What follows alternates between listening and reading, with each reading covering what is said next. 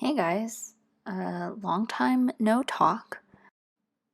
This is a long overdue video that's going to be half speed paint and half stream of consciousness voiceover because I was trying to think of what video I could make that would be able to summarize the past 8 months that I've been that I've been gone, and I could not for the life of me think of anything. And the more I thought about it, the longer it was going to take me. And before I knew it, it was going to be a full year before I made this video. So I ended up on doing a half speed paint video and half stream of consciousness voiceover, which might be very boring, but I will try to not be boring. I'm very self-conscious about being boring. Anyway, so I know it's been several months since I've last posted, and the last time I posted, it was actually right before all this COVID craziness was happening. And back in April, I had a lot of other things going on. And I thought, I'll just let my YouTube channel just slowly die and fade away in the background. But quite surprisingly, I continued to sporadically get notified of comments that were made on my old videos. I noticed that my subscriber count slowly but surely continued to increase for some reason. And then I thought, wait, maybe despite my crappy video production, maybe I actually have an audience here? Is that possible? So even though I saw some positive responses to some of my videos, there's still this self-sabotaging part of me that prevented me from posting the past few months, I think. And I think it's because YouTube is just one of those scary platforms to post on. Videos are just so much more vulnerable of a media than posting a photo that you can curate on Instagram. But, at the same time, that's why I love YouTube. I spend a lot of time consuming YouTube content here because I like how the personality of the content creators just shines in this kind of organic, homemade kind of way. So I've decided to come back and face my fears and just try uploading again. Schedule to be determined. But yeah, so I wanted to make this video to update you on all of the things that have happened in the past 8 months. And I guess in order of biggest event, maybe smallest event, the first would be that I am now in Canada.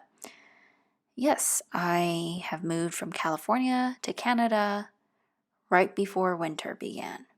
Whose idea was that? I don't know. Well, actually, I do know. It was my husband's idea.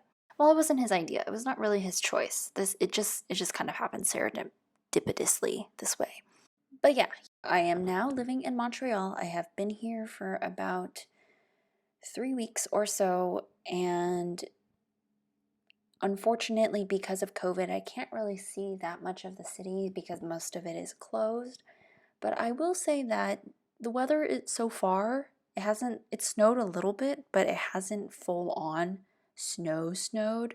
So, winter is still coming, but I'm almost afraid to say this. I feel like I shouldn't say this, but I will just whisper it maybe that it hasn't been that bad. See, now it's going to be bad. Now it's going to be bad, but I've been surviving. I've been surviving so far. And yeah, so it's been kind of a whirlwind moving here into a 2-bedroom apartment. We didn't bring very much stuff with us, but it's nice not paying $3,000 for a studio in San Francisco anymore. So overall, I'm excited for this next chapter of my life. Okay, so the second biggest thing that has happened is that I have started a Webtoon. And yes, I would say that starting a Webtoon is just a slightly less big undertaking as moving to a new country, because boy oh boy do Webtoons take a lot of work. And I knew going into making a Webtoon that it takes a lot of work, but but you never really know until you actually do it. You know what I mean? So I got sucked into Webtoons from their short story contest earlier this year, back in maybe February to April or so. And then I submitted a short story called 65 Years that was based on my grandmother's love story during communist China times. And she had just passed away this previous year, so it was a way for me to honor her and share her story, which is actually very interesting. So I recommend you go read it. And I got an honorable mention, which is pretty dang good for my first attempt at a webtoon. And after submitting my short story, I got really excited about telling more stories. So I decided I wanted to do a longer fantasy adventure story that doesn't take itself too seriously. And if I do it right, it'll make you laugh and cry, which is, I think, the best stories do that. I'm like laughing and crying all at once. But anyway, it's called Lila's Magic Shop, and it has really tested the limits of my drawing abilities, let me tell you. So there's like the different camera angles, the imaginative fantasy background settings, the different lighting, just the sheer number of panels that you need to draw for like very little to even happen in the actual plot. I am working on episode 22 or something right now, and I haven't even gotten to the part of the story that was the initial idea in the first place. So I really went into this with the mindset of like, I'm going to make something epic. It's going to revolutionize comic storytelling. And now I'm just like, I am just going to try and make this understandable and moderately engaging and try to finish a project for once in my life. So yeah, if I actually end up finishing this project, I will be so proud of myself. I will just sit in a corner with tears of joy eating honey butter chips. So if you haven't read my webtoon, by the way, there will be a link in the description and you should go read it. And the character that I am currently drawing right now is a character from the series who has been a fan favorite, somewhat unsurprisingly to me, because who doesn't love a good princess? Am I right? Okay, so what else has happened? Oh yes, I finally finished my third Skillshare class, which is all about painting hair digitally, and it's 51 minutes of examples and tips and tricks, and that will also be linked in the description for you if you want to go check that out. What else has happened? Oh, I got a Cintiq 16 and I'm learning how to use Clip Studio Paint. It is definitely a process because I keep on trying to zoom in and zoom out with my fingers on the screen, and it just does not work like that, like it does on the iPad.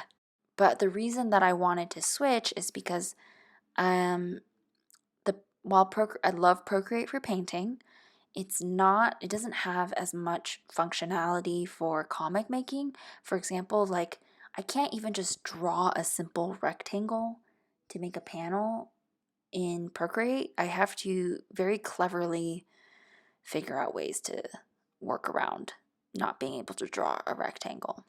And so I'm really hoping that at some point I will be comfortable enough to try and do the comic entirely in that program. What else has happened? Oh, yes.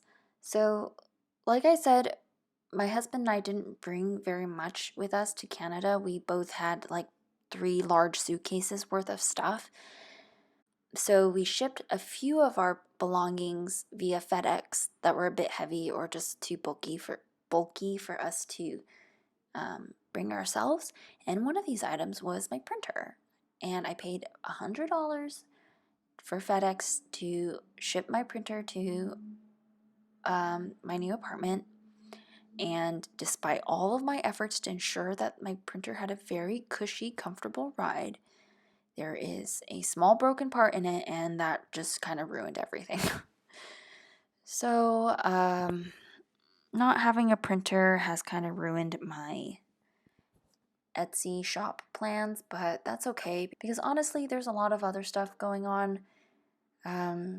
Shopping just takes a really long time because we don't have a car and furniture is heavy, and we're trying to buy secondhand as much as possible because that's better for the environment, and also because I just like having unique pieces. So maybe for one of my next videos, I will do an apartment tour because I actually have more than one room to show you. But, there's not much to see right now. There's a mattress on the ground. I have a table that I'm working on.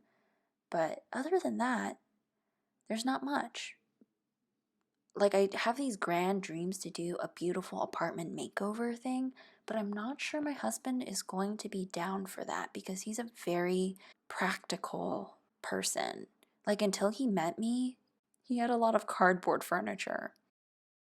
Okay, I should have probably stopped because now I'm just rambling on about my husband. But thank you for listening. It's really nice to catch up, and if you have ideas for what videos or content that you'd like to see from me, please let me know in the comments, and I will see you next time.